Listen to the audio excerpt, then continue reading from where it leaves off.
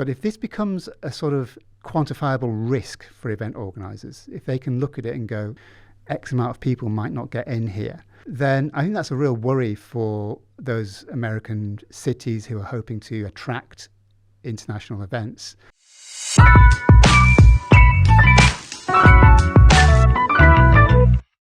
Hello, welcome to The Meeting Room. I'm Emma Eversham and I'm joined in the studio by James Lancaster, editor of Association Meetings International. Hi, James. Hi, Emma. So, James, it's been quite a hectic start to the year, hasn't it? Anyone who thought that 2026 might be a return to sanity is going to be sorely disappointed, I think. What's caught your eye at the start of this year?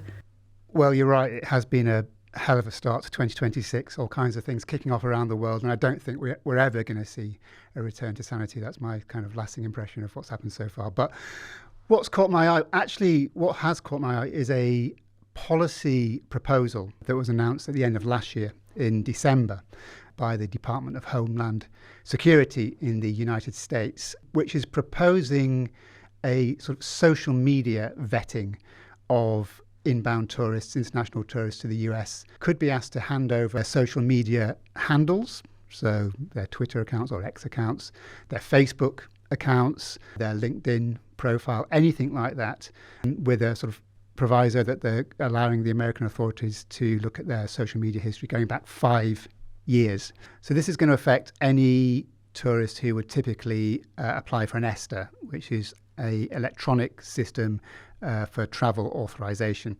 It's the sort of 90-day visa waiver system where most people get into the States. And you know, this is going to include countries like the UK, Australia, New Zealand, France, Japan, Qatar, countries with whom the US has traditionally had a good relationship. But it's in response, the policy is in response to an executive order from Donald Trump in January last year, where he asked for sort of maximum vetting and screening on immigration. So this is a response to that request in his initial executive order. And it's out for a 60-day public consultation, which ends on February the 9th. I see no reason why the bulk of this policy won't pass. The argument from the US administration is this is to maximise security, and what they're looking for are sort of terrorist sympathising, anti-Semitism, anti-US sentiment. What does that mean exactly? We don't know yet what that means or what that will cover, or whether it really means anti-Trump sentiment. But it's that point that I think is interesting as far as the international meetings industry is concerned. It's that one line on anti-US sentiment that I think will make event planners sit up a bit. And it's not just social media history that people are going to be asked for. It's going to be stuff like the email addresses of all your friends and families and their addresses as well. So I think the addresses goes back 5 years and email addresses go back 10 years. And things like the name of your immediate family, that kind of thing, which again, I think will cause people to think, hang on, what's going on here? But this was sort of floated in December, and I'm kind of surprised that it's not been picked up on more, because it strikes me that it's something like this that could have kind of deleterious effect on the meetings industry, more than perhaps some of the other stuff that's going on. It does sound incredibly intrusive, doesn't it? I think you're right. Some implications with civil liberties. Various civil liberties groups have had something to say about this, whether or not it infringes on internet privacy laws or not. But I think most people will just see it as another sort of tightening of the screw when it comes to immigration, when it comes to who's allowed to visit what country. But also, I think there is the great irony here that this is a administration that, on the one hand, is all for free speech, is threatening to clamp down on the UK government if it sanctions X, Grok. But on the other hand, is very keen to sort of know our social media history going back 5 years. So there's that sort of internal contradiction, which we've come to expect. But I think it will be an issue and it will get people's backs up. The trouble is we just don't know the detail. It's a little bit vague on all of that. They're only going to be looking at people's public profiles, so whatever they've made public. still, I think there's a kind of implicit understanding that stuff you posted 4 or 5 years ago has kind of been buried in the past of the internet. And I think a lot of people would consider that an invasion of privacy if someone were allowed to kind of dredge all that stuff up from 5 years ago. And people have forgotten what they posted 5 years ago as well, which is another thing to consider. But will this mean that people start sort of rapidly going back and deleting their social media activity? I don't know. Who's got the time for that, really? There's just a feeling, isn't there, that why should you? You wouldn't allow people access to your diary, because even your public posts, there's an understanding that you're kind of in a sphere of influence, your own sphere of influence, and not everyone's going to see it. And that's when you post that's kind of understood, I suppose. Why do you think, in the midst of everything else that's been going on, that this policy in particular will have an impact on the meetings and events industry? I think 2 reasons. One, policy like this will have a direct implication for delegates and attendees. It's personal. It's somebody asking them for information that they might not want to disclose. So I think that creates friction. So event organisers and event attendees expect that when they're going to a conference or when they're going to an event, they expect the whole process to be pretty frictionless now, pretty smooth. And that's from registration right through to getting your transfer to the airport. So anything like that causes delegates to think again, not just delegates, but exhibitors, your keynote speaker, have they said anything anti-Trumpian in the last 5 years? Possibly. So anything that might put your key stakeholders off, your delegates, your sponsors, your speakers, is going to make event organisers think again, because all of a sudden the US doesn't look like such a safe bet. So anything that kind of has an operational knock-on effect in terms of revenue, I think that is what's going to make people think twice. And it won't be, I suspect it won't be a sort of great grandstanding moment. I can't believe there's going to be a kind of boycott of the US or anything like that. But this will happen sort of slowly and surely. It'll be attritional. Event organisers will look at this, say, is it worth the hassle? On top of everything else, is it worth the hassle? But we shall see. What kind of impact do you think it's going to have on the US meetings industry? It's difficult to get a handle on what the impact will be. I suspect it will be a matter of how quickly it snowballs. What will happen if and when this becomes operational, and say there's a high-profile case, maybe a celebrity is not allowed in, and suddenly people become aware of it. And maybe a high-profile academic is not allowed to attend a conference, as has happened before recently. But if this becomes a sort of quantifiable risk for event organisers, if they can look at it and go, X amount of people might not get in here, then I think that's a real worry for those American cities who are hoping to attract international events. Visitor numbers to the United States are already down 9.4% post-pandemic.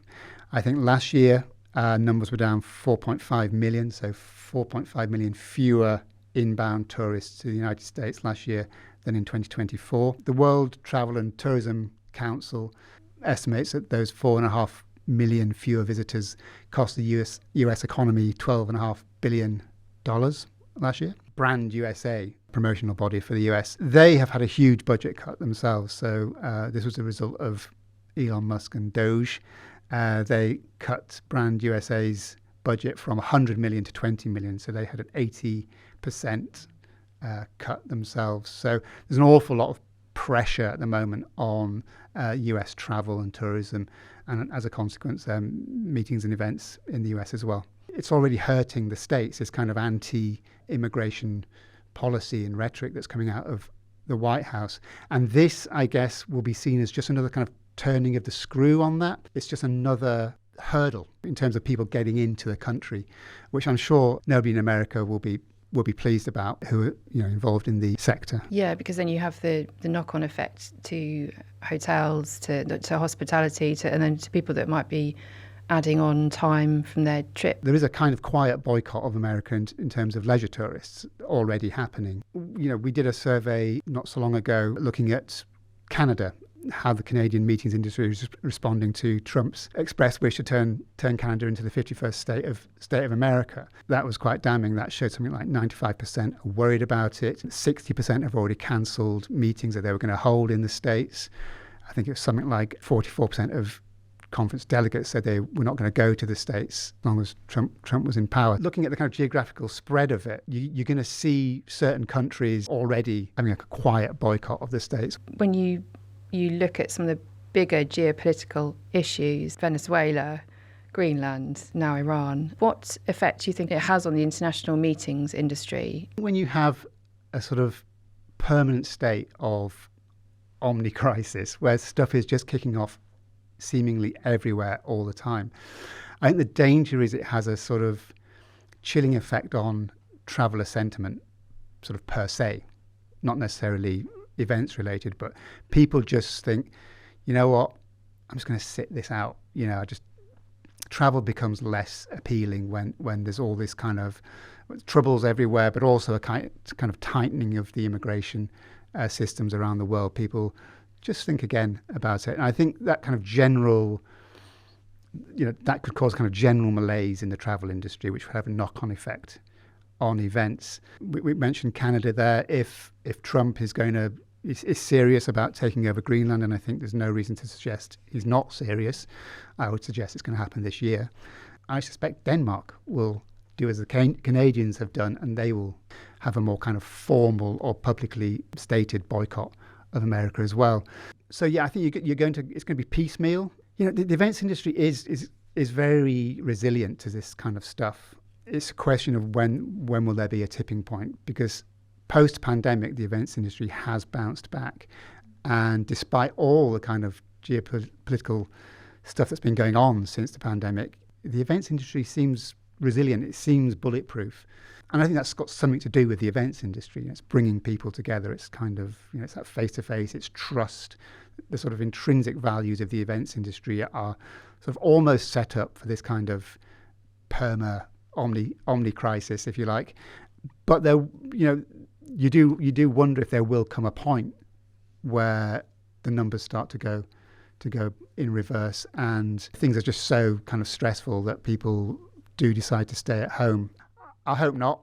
I think the events industry is resilient, remarkably so, but there's only so much I suspect it can take. You did the podcast from IMEX in America back in October. Issues had already started happening around America. There were issues with the travel ban. The attendance was good, wasn't it? So there are those examples. I think there was something like 17,000 buyers, which was a record, in the middle of troops on the streets. There was a government shutdown going on at the time. Yeah, I mean, it's just amazing. I mean, I remember talking to some colleagues in the States how this felt like a strange sort of bubble. No matter what goes on outside, the meetings industry somehow carries on, which is all for the good. What makes this social media policy different is the fact that it's personal. It's kind of out of the events industry's control. It's more to do with delegate and attendee and sponsor and exhibitor sentiment. Do they want to travel? And that's what makes it dangerous to me. I am surprised the industry hasn't spoken more about it. I suspect that might have something to do with the fact that there's just so much going on. Some people were unaware of this policy announcement when it was floated in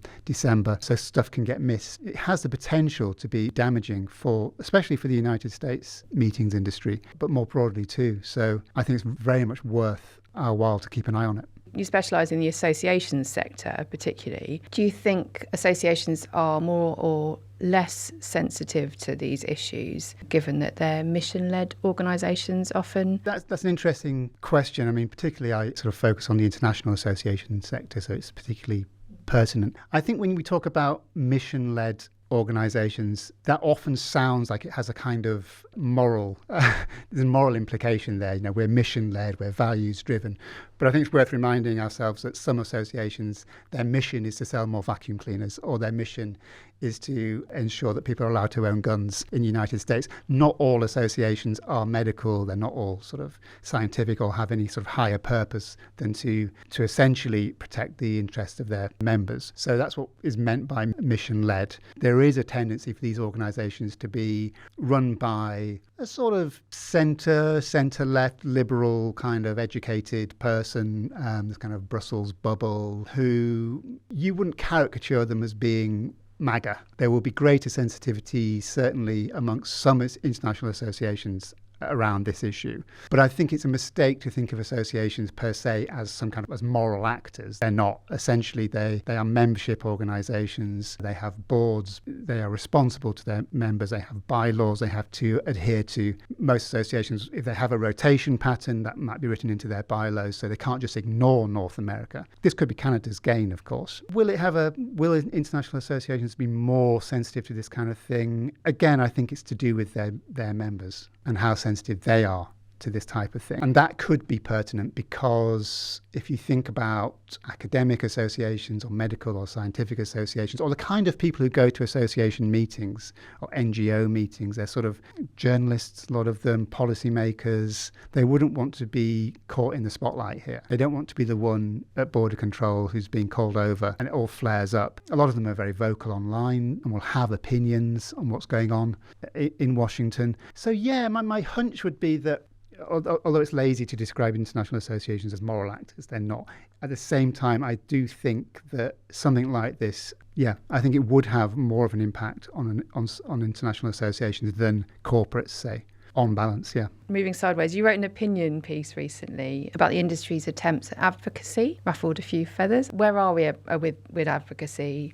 Advocacy in the meetings and events industry? It's a very good question. Funnily enough, the best advocacy at the moment is probably happening in Washington with the Exhibition and Conference Alliance, which is a relatively new organisation run by a guy called Tommy Goodwin. They have got a voice in Washington in a way that you don't see the meetings industry having a voice necessarily in London or Brussels. And they have policy programs, and they sort of have every year they have a sort of manifesto that they publish, and this is what they want. This is their kind of policy agenda.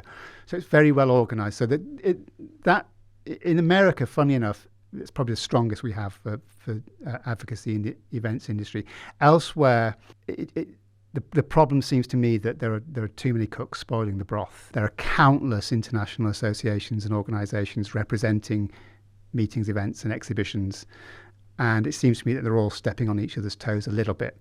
What tends to happen is, to prove that they're not stepping on each other's toes, they get together and sign an MOU, a memorandum of understanding, or they form a partnership or an alliance or a network. So the kind of sphere of influence just gets horribly complex. It's very difficult to work out who's speaking on whose behalf or who's involved with whom.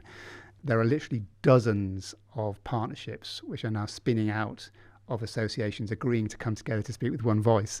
So the irony is quite astonishing, really. It's like, so everyone just needs to stop coming together and forming these partnerships and alliances, because the picture's getting incredibly muddy. And I sort of pointed this out and following the IBTM Policy Forum, which happened in Barcelona at the end of last year. And lots of associations got together. It looked very G20. The optics of it were quite sort of high level. And they produced something called the Barcelona Declaration, which was 99% waffle, didn't say anything. Yeah, I kind of ruffled a few feathers. I suspect most people in the room agreed with me. And I suspect most people in the room were glad I wrote the piece. I think the industry is kind of singing from the same hymn sheet now, in that it recognises that it needs to have a higher place in the kind of policy food chain, and it has to be about more than just bed nights, more than just tourism. It has to be about inward investment, sort of the intellectual capitals of destinations and cities, what are their strategic industries and how do they align with the business events industry, that kind of thing. So the industry understands that the positioning has to be higher than just the supply chain, how many people sleep in hotels, that kind of thing. So that's one thing that the industry has achieved over the last 10 years. Yeah, I still think it needs to find that one organisation. It needs to kind of solidify around one body that can just do all the talking. Like you see in the hospitality industry in the UK, has an extremely clear voice in a way that the events industry in the UK doesn't. I mean, how do you get to that point then where you do have one group speaking on behalf of everybody else? There's a joint meetings industry council and there's the events industry council in America. So we even have two industries claiming to be the umbrella industry, which doesn't help. And obviously there were failed attempts to join those two together, EIC and GMIC. which failed sadly. But if we could do that to start with, if we could consolidate the umbrella organisations, that would be a start. But domestically, in terms of each individual country and how they represent the industry to policymakers, I suspect a lot of it is personality. You need a big personality and a serious personality to kind of take it forward. I suspect that's where it starts. You said in your column it's been going on for many years. This isn't a new issue, but why is it so important now that we do try and pull together? Because we live in very uncertain times, and I don't think, despite the fact that the events industry has been remarkably resilient after the pandemic, I don't think that should be taken for granted. I don't think we can just assume that's going to continue forever. There's a lot coming for this industry in some ways. It's not just America that is tightening its immigration rules. That's happening across Europe as well. We've always got the kind of sustainability issue in the background in terms of aviation and the emissions related to that. Carbon budgets are becoming more of a thing, especially across Europe. Increasingly, organisations are kind of limiting the amount of people who can go to conferences, especially universities. And then there's other headwinds like inflation. Prices just seem to be going up and up and up all the time.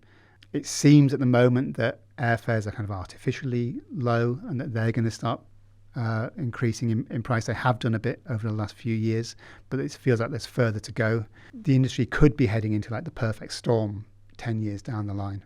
And we're either ready for that or we're not. It's kind of incumbent on everybody in this industry to get their advocacy game on, basically now rather than later. That does give us plenty of food for thought. Thanks, James, for joining us in the meeting room. My pleasure.